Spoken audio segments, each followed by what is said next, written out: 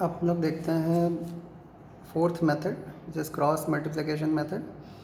ये देखने में तो टफ लगता है बट ये सबसे आसान होता है एक्चुअली। बुक में इसको सॉल्व करने के लिए एक ये फार्मूला दिया हुआ है जिसको लर्न करना थोड़ा सा मुश्किल कहें लगता है, लेकिन हम लोग यहाँ पर एक ट्रिक सीखेंगे जिससे कि इस फार्मूले को याद करने की ज़रूरत नहीं पड़ेगी। सबसे पहला काम, जो भी इक्वेशंस दी जाएंगी आप उनको चेक करेंगे कि यूनिक सोल्यूशन है या फिर नहीं है। आप देखिए ये फर्स्ट क्वेश्चन का सेकंड पार्ट लिया है एक्सरसाइज 3.5 से। इसमें a1/a2 2/3 और b1/b2 1/2, यानी कि यूनिक सोल्यूशन होगा। जब ये अनइक्वल होते हैं तो यूनिक सोल्यूशन होता है, आप लोग पढ़ चुके हैं। तो हम यहाँ पर कोई भी चारों में से कोई भी मेथड अप्लाई कर सकते हैं, बट हम लोग आज सीखने जा रहे हैं क्रॉस मल्टीप्लिकेशन मेथड। तो इस मेथड में हम लोग को क्या करना होता है, सबसे पहला काम इसको स्टैंडर्ड फॉर्म में कर लीजिए। स्टैंडर्ड फॉर्म में भी नहीं है ये। स्टैंडर्ड फॉर्म में राइट साइड में ज़ीरो होता है, तो स्टैंडर्ड फॉर्म में लिखने के लिए हम इसको लिख सकते हैं 2x + 5 - 5 = 0 और 3x + 2y और ये +8 को इधर लाएंगे -8 = 0। अब यहाँ पर आप देखिए a1 is 2, b1 is 1 and c1 is -5, a2 is 3, b2 is 2 and c2 is -8। बस आप इनको ध्यान रखेंगे और जैसा फार्मूले में होता है ये x y और ये 1 इस तरह से आप लिख लेंगे और बड़ी सी लाइन इस तरह सबके डिनोमिनेटर्स मतलब बना देंगे। ठीक है। अब ये फार्मूला अगर आपको नहीं याद करना है, या तो आप ये फार्मूला याद कर लीजिए और इसमें वैल्यूज़ पुट कर लीजिए, तुरंत सॉल्व हो जाएगा। और अगर ये फार्मूला नहीं याद करना है तो थोड़ा सा ट्रिक याद रखनी है। क्या है ट्रिक? x के अपॉन में x के कोफिशिएंट्स को नहीं रखना है। x के कोफिशिएंट्स देखिए क्या है, 2 और 3, इनको नहीं रखना है। किसके कोफिशिएंट्स को रखना है, इसको छिपा दीजिए।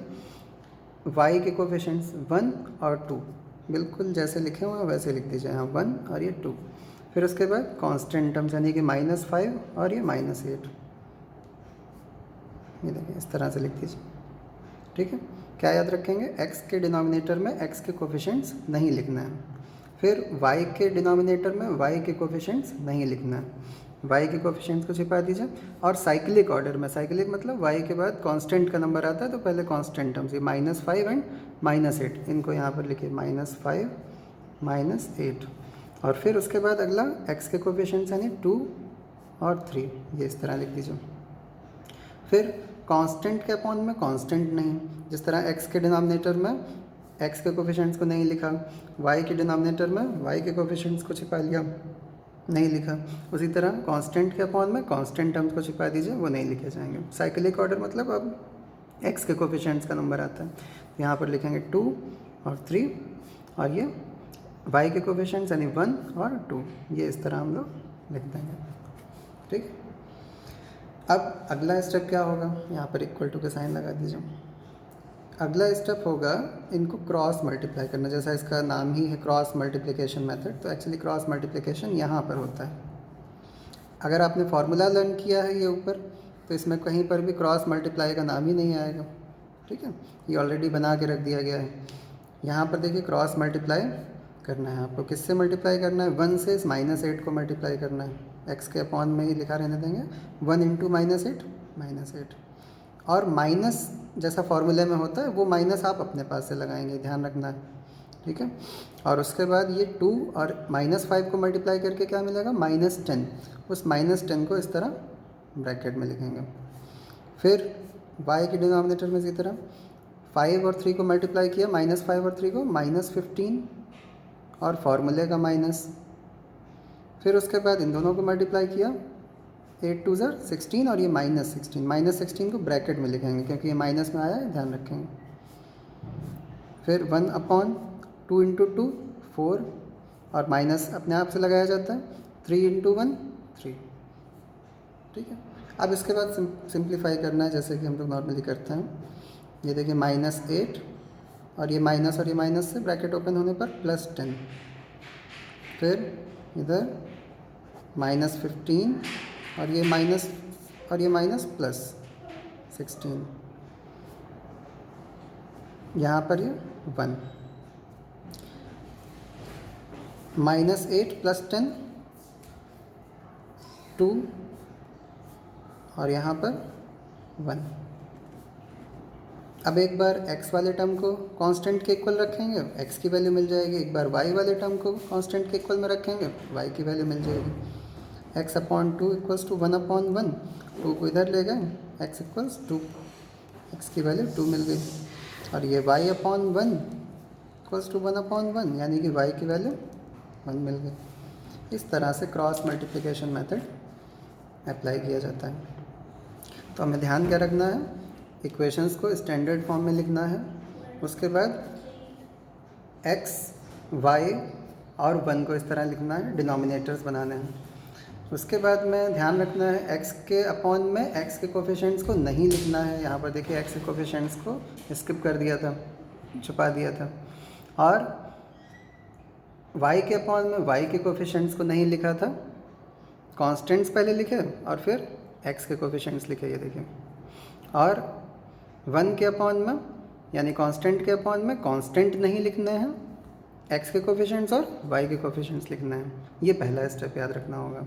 फिर उसके बाद में क्रॉस मल्टीप्लाई करना है। क्रॉस मल्टीप्लाई करना है लेकिन माइनस साइन अपने पास से लगाना है बीच में। देखिए यहाँ पर 1 × -8, फिर माइनस अपने पास से लगाया और इन दोनों को मल्टीप्लाई किया, -10 जिसको ब्रैकेट में लिखा। फिर y के अपॉन में इसी तरह क्रॉस मल्टीप्लाई किया, माइनस लगाया और ये देखिए 8 और 2 को मल्टीप्लाई करके यहाँ पर लिखा। इसी तरह यहाँ पे माइनस अपने पास से लगाना, ये ध्यान रखेंगे बहुत। फिर उसके बाद सिंपल जैसे सॉल्व करते हैं, उसी तरह सॉल्व करके एक बार x के टर्म को कांस्टेंट के इक्वल, एक बार y के टर्म को कांस्टेंट के इक्वल, दोनों की वैल्यूज़ मिल गई। तो ये है क्रॉस मल्टीप्लिकेशन मेथड। अगर ये स्टेप्स आप नहीं याद रख पाएँ तो फिर ये फार्मूला लर्न करना होगा। ये फार्मूला देखिए x के अपॉन में x के कोफिशिएंट्स नहीं है, वही सब कुछ है जैसा हमने यहाँ पर याद दिलाया। x के कोफिशिएंट्स a1 और a2 होते हैं, वो यहाँ पर यूज़ नहीं हो रहे हैं। b1 c2 और b2 c1 का यूज़ हो रहा है। y के डिनोमिनेटर में y के कोफिशिएंट्स यानी b1 b2 का यूज़ नहीं हो रहा है। ये देखिए c1 a2 c2 a1 use हो रहा है और बीच में माइनस भी लिखा हुआ है जैसा होता है। और 1 के अपॉन में C1 और C2 यानी कांस्टेंट्स का यूज़ नहीं किया गया, यहाँ पर A1 B2 और A2 B1 का यूज़ किया गया, बीच में माइनस लिखा हुआ है। तो ये है क्रॉस मल्टीप्लिकेशन मेथड। अभी और एग्जांपल्स देखते हैं इसका। उसी एक्सरसाइज में फर्स्ट क्वेश्चन का थर्ड पार्ट है। 2 इक्वेशंस दी गई हैं आप यहाँ पर देखिए, A1/A2 1/2, B1/B2 -5/-10 वो भी 1/2 और C1/C2 वो भी 1/2 ही आ रहा है, यानी कि ये कोइंसिडेंट लाइंस वाला केस है, इसमें कोई भी मेथड अप्लाई नहीं किया जा सकता। तो इसको हम लोग छोड़ देंगे और देखेंगे नेक्स्ट पार्ट। नेक्स्ट पार्ट है fourth part, x - 3y - 7 = 0 and 3x - 3y - 15 = 0। यहाँ पर देखिए A1/A2 1/3, बट B1/B2 -3/-3 1 अनइक्वल आते हैं, इसलिए इसमें यूनिक सोल्यूशन निकल सकता है। अब यूनिक सोल्यूशन है तो फिर हम कोई भी मेथड अप्लाई कर सकते हैं। और अभी हम लोग देख रहे हैं क्रॉस मल्टीप्लिकेशन मेथड, इसको हम लोग सॉल्व करेंगे क्रॉस मल्टीप्लिकेशन मेथड से। क्रॉस मल्टीप्लिकेशन मेथड में पहले हम लोग को स्टैंडर्ड फॉर्म में करना होता है। यहाँ पर ऑलरेडी स्टैंडर्ड फॉर्म ही है तो हमें वो स्टेप नहीं करना है, सीधा शुरू करेंगे। x लिखेंगे, y लिखेंगे और 1 लिखेंगे। इस तरह से लाइंस बनाइए और x के डिनोमिनेटर में x के कोफिशिएंट्स को नहीं रखना है, यानी कि y के कोफिशिएंट्स क्या है, -3 और -3, बिल्कुल इस तरह उसी ऑर्डर में यहाँ पर ऐसे लिख दीजिए। और फिर कांस्टेंट टर्म्स यानी कि -7 एंड -15 इनको लिख दीजिए। y के डिनोमिनेटर में y के कोफिशिएंट्स को नहीं लिखना है, इनको छुपाइए, ठीक है। बाकी कांस्टेंट टर्म्स यानी कि -7 एंड -15 और x के कोफिशिएंट्स यानी कि 1 और 3। 1 के अपॉन में यानी कांस्टेंट के अपॉन में कांस्टेंट नहीं रखना होता है, इसको हटाइए। x के कोफिशिएंट्स 1 और 3 और यहाँ से -3 और -3 y के कोफिशिएंट्स, इस तरह से रख दीजिए और क्रॉस मल्टीप्लाई करिए।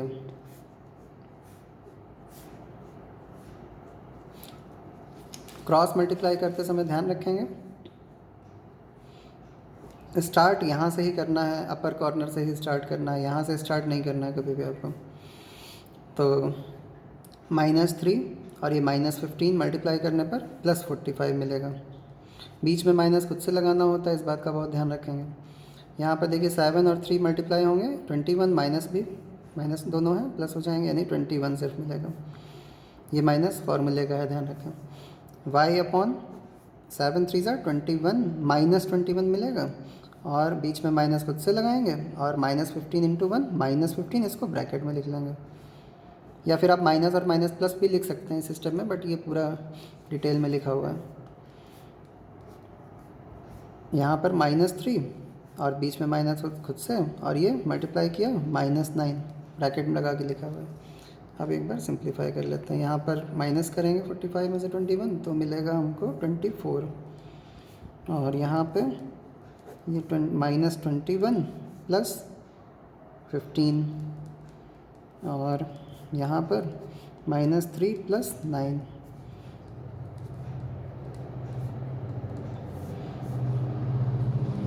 यहाँ से आपको मिलता है -6, और यहाँ पर 6। ठीक है, अब एक बार x वाला टर्म कांस्टेंट के इक्वल, एक बार y वाला टर्म कांस्टेंट के इक्वल, बस आपको वैल्यूज़ मिल जाएंगे। x अपॉन 24 इक्वल्स टू 1/6, और एक बार इसको इक्वल में रखेंगे, y अपॉन -6 इक्वल्स 1/6। यहाँ पर रखेंगे 24, यहाँ पर मल्टीप्लाई में आएगा, और x इक्वल्स 24/6, 6 4 ज़ा 24, यानी x की वैल्यू मिल गई आपको 4।